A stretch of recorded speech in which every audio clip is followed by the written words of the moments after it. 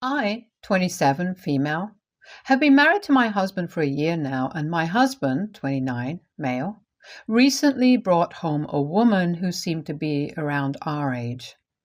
He introduced her to me as his estranged sister, even though he'd never mentioned having a sister ever before. So I was really shocked by that. He told me that she'd been kicked out of the family around 5 years ago since she'd run away with a guy twice her age. We didn't know each other back then, so there was no way for me to find out since after she ran away, his family apparently erased all traces of her existence and never ever brought her up. This is what he told me and said that now we needed to take care of her and let her live with us since the man she ran away with abandoned her for someone else.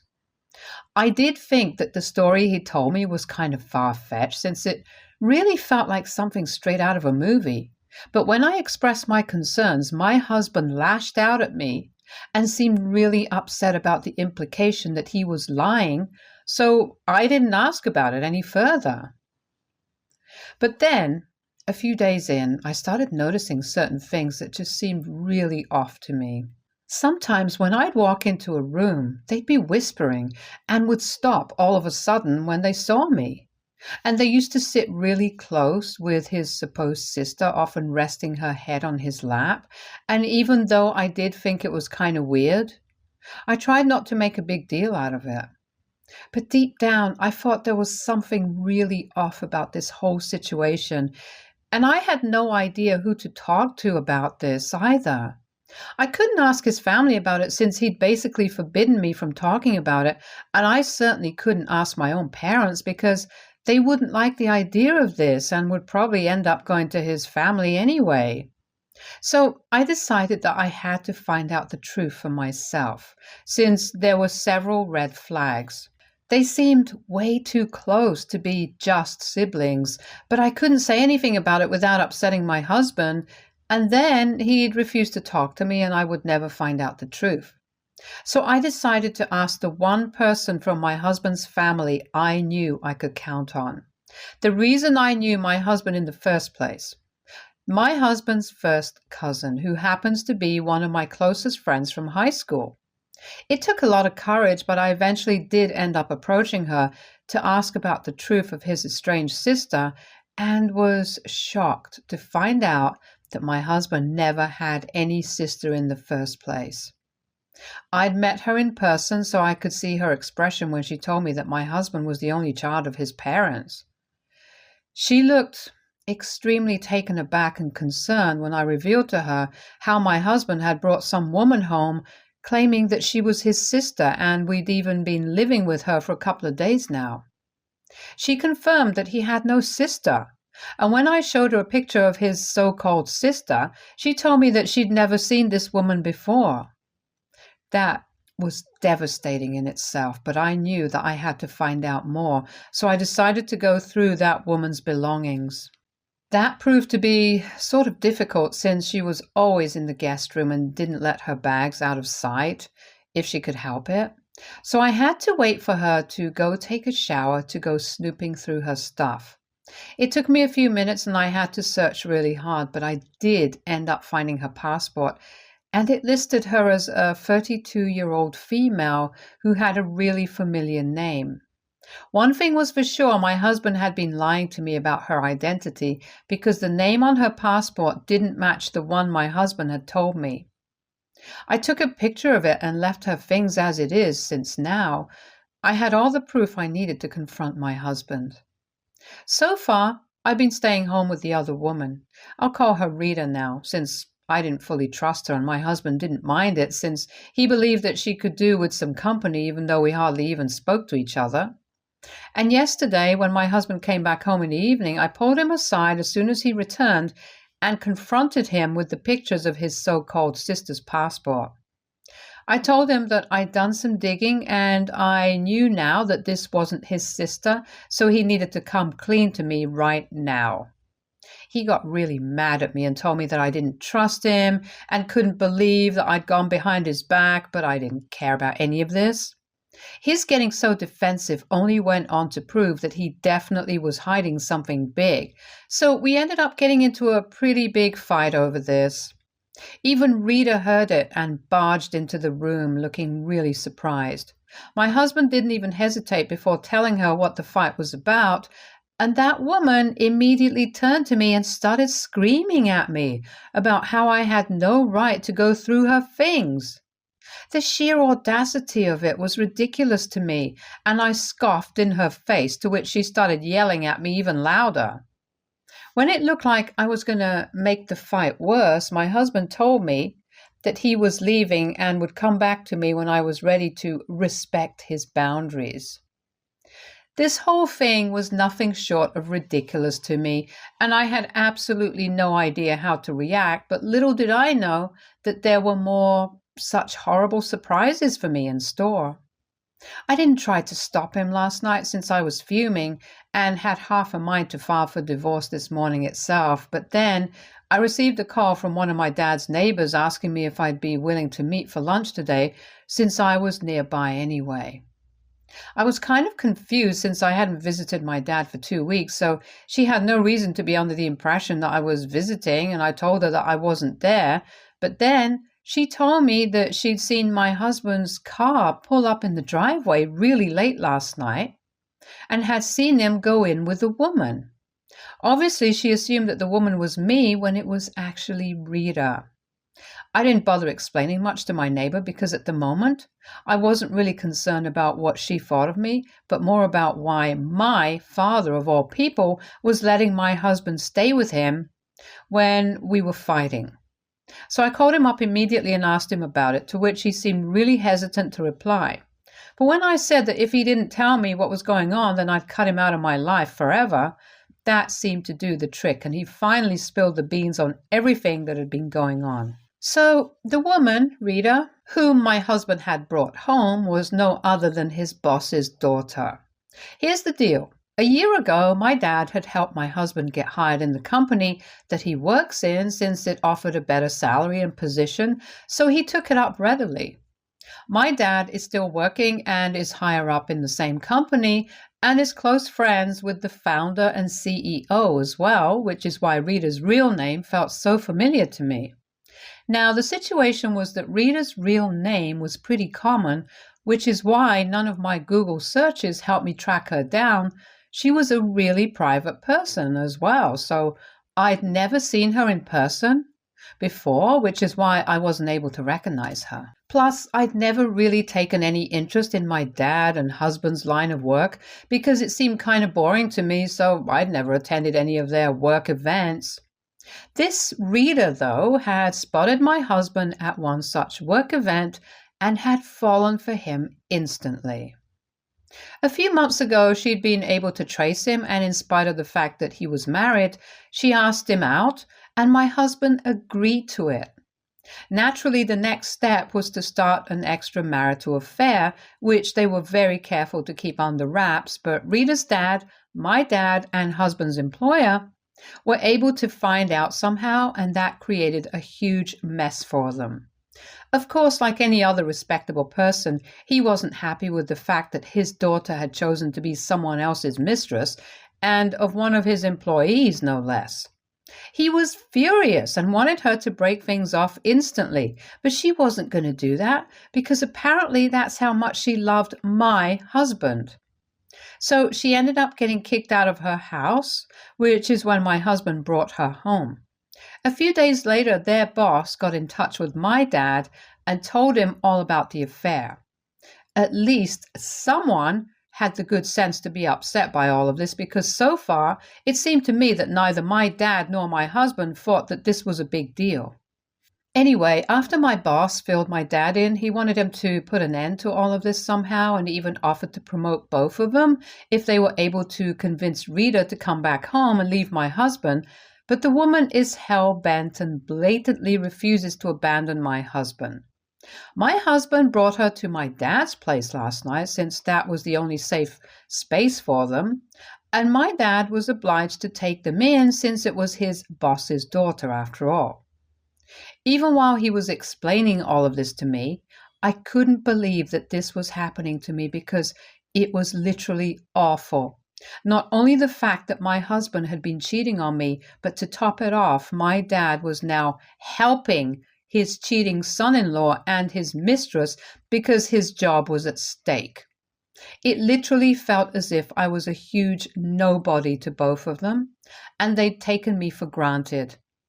I ended up sobbing for hours today, not a clue what to do next, because no matter what they'd done, they were still the two most important men in my life, and I couldn't bring myself to accept the fact that they'd screwed me over like this. I felt like crap for the entire day. But now, I just want to do something to get over this. I know it sounds petty as hell, but I can't help it. That's how I feel right now.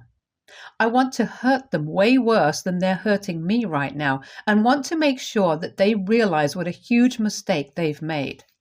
I even know what I want to do, but it might effectively ruin all of their reputation. I know for a fact if I ask my old neighbor to click me a few pictures of the three of them together, she'll do it for me. And my husband didn't take his laptop with him. As far as I know, it's not password protected because he's never had to hide anything, but that might have changed in the recent few months. It's not a concern though, and with a little effort, I'll be able to get through. I'm thinking about sending a mass email to all his coworkers about what's happening with him and their boss's daughter. I know it's petty and low, but that's what I want to do. I have no hopes of fixing my relationship with my husband or even my dad, so I might as well get my revenge.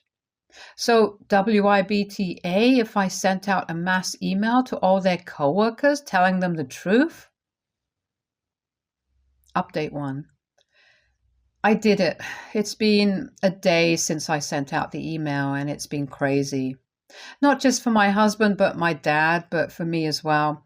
I got my neighbor to do a little snooping, and she managed to get me a few pictures of the three of them, my dad, my husband, and Rita, sitting around the coffee table looking like they're arguing, and it definitely does seem like something is up. And that was all I needed, so I typed out an email with the gist of what was happening and sent it out a day ago. Thankfully, my husband's laptop wasn't password protected, so it was easy to access his email. I was kind of terrified of what was going to happen next, since this was bound to have serious repercussions. I was proven right the next day when my dad called me up and cussed me out for what I'd done. He told me that both he and my husband had been summoned by the company and they were likely to get into a crap load of trouble, legal and otherwise, since by then pretty much everyone in the company and even their business associates were aware of what had happened. The news had spread like wildfire among their co-workers, and I didn't mind it, to be honest. I told him that they deserved it and hung up, then refused to answer any calls from him after that. I know that last evening some aged-looking man, probably Rita's father, showed up at my dad's house, and that was followed by a lot of screaming and shouting, and eventually ended with Rita being dragged out of the house while she screamed bloody murder. But there was no stopping her dad. Neither my dad nor my husband tried to intervene, and only watched while she was taken away. A short while after, there was some more arguing, and then my husband left as well. My guess is he's probably living with a friend or at a hotel since he hasn't come back home, and for his own sake, he better not show up either. I don't feel particularly warm and welcoming towards him. He hasn't called or texted yet, so I'm guessing he knows he messed up and is staying away out of shame. Well, good for him. Update 2. I guess I was wrong about my husband having any shame. It's been a week since he left, and today he came back. Not because he wanted to apologize, but because he wanted to save money and didn't want to waste it living in a hotel when he had a house. He showed up a few hours ago, and once I'd seen him through the intercom, I told him that I wasn't going to let him in. He seemed to get really mad at that and said that this was his house too, so I had to let him in whether I wanted to or not. But to be honest, this wasn't his house. It was mine, since this house was a wedding gift to me from my parents, so he really didn't have the right to set foot here after what he'd done to me. When I told him that, he started trying to manipulate me and even said that I owed him this since I was the reason he was out of work at the moment, so I absolutely had to compensate for it. I couldn't hold back my laughter when he said that because honestly, he was the reason he was out of work. I hadn't advised him to go have an affair with his boss's daughter. He'd done that all by himself, so the credit for ruining his own life should go to only him. He went on arguing with me for a while, but after some time he got really upset and just started banging on my door like a madman. I'll admit that did scare me a little, but if anything, that just ensured that I wouldn't open the door. I told him that if he didn't stop doing that, that I'd call the cops and he'd be in even bigger trouble than he is right now, which seemed to make him stop. Then, for the next 15 minutes or so, he screamed the most horrible things that he'd do to me if he ever saw me in public. And I actually thought that he must have lost his mind since he did sound nothing short of depraved at that point. I still wasn't scared though, and just recorded his entire rant because it'd probably help with the divorce proceedings. I'd filed for divorce a couple of days ago and was going to serve him as soon as I could anyway, so I didn't see the point in arguing any further. Yet again, I told him to get the hell off my property, or else I really would call the cops this time, and he finally went away. I don't know where he went, and neither do I care enough to find out. He could be rotting in hell for all I care, because after everything that's happened, he doesn't deserve any mercy or kindness from me. As for my dad, he hasn't contacted me since the last phone call we had, and I'm hoping that he keeps it this way. If Mom was alive today, she'd probably have set him straight, and it's a pity I don't have her on my side now. But it's all right. I'll deal with this on my own. Update 3. It's been 2 weeks since my last update, and I served my husband around a week ago with the divorce papers. He'd been living with a friend of his and so far had been able to hide everything from his parents, but now there was no hiding anything anymore because obviously he had to explain my absence in his life and the reason why he had to move out. His family was shell-shocked, and even they reached out to me to apologize for what he'd done and even console me, which was pretty sweet of them. His dad told me that he'd definitely be out of my life, and they'd ensure that he doesn't do anything else to bother me anymore. I'm guessing it means that they're going to make sure he doesn't contest the divorce and doesn't try to negotiate during the settlement. It's nice that they're trying to look out for me and compensating for the disgusting things that my husband did. It's way better than the way my own father is treating me, at least. He's cut me out of his life completely and has even announced on his social media that he has no ties with me anymore.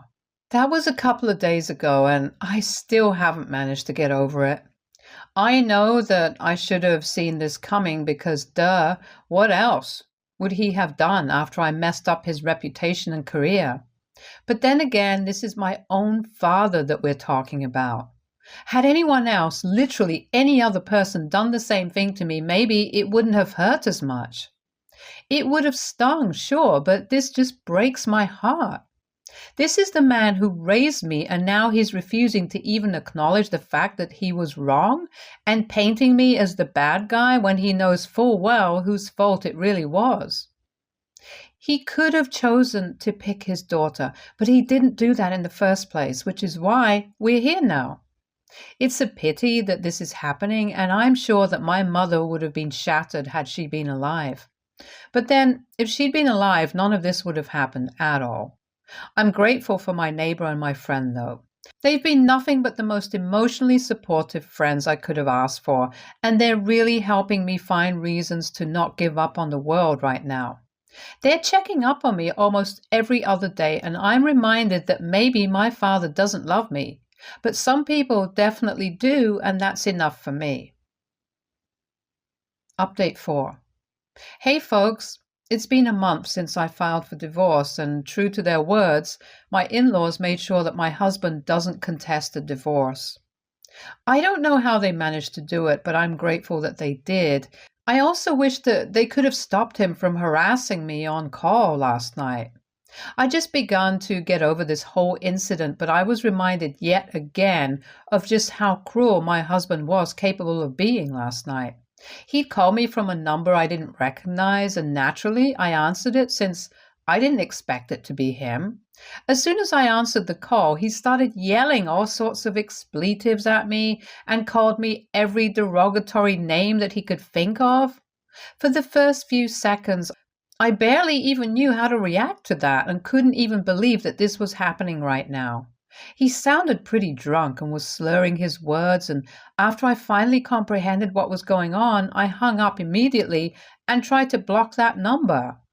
But then he texted me from another number, presumably his friend's, and sent me a long text full of errors, but still readable, about how I deserved everything that had happened to me, and even worse. He even mocked how my own father didn't want me anymore and taunted me by saying that even my dad didn't want me, then it was really unlikely that any husband would. He then went on to make fun of every single thing about me and told me that he hated all of it, from the way I looked to the way I talked, and wished nothing but the worst for me. I was devastated by that because this is the man I'd been in love with and married to for so long, and now he was the one going out of his way to hurt me emotionally. Once again, I felt awful about myself and broke down. I think I must have sobbed for hours before I was finally able to bring myself to forward that text to his parents and inform them that he was still bothering me, so they do something to keep him under control. They reassured me that they do their best, and that made me feel a little better, but still, I couldn't get over the horrible things that he'd said, mostly because they were true. My father had indeed pushed me away for good, and there wasn't much I could do about it. Not just that, even my husband had done the same, so obviously I pretty much had lost any faith I had in men or in love. I guess only therapy can undo this damage and make me feel like myself again, so I've started looking into therapists around me, and I'm trying my best to channel all my energy into my work. Things have been bad, but hopefully it'll get better soon. I'm going to surround myself with people who love me and whom I love, and hope for the best. Stay tuned for more stories from our girl relationships.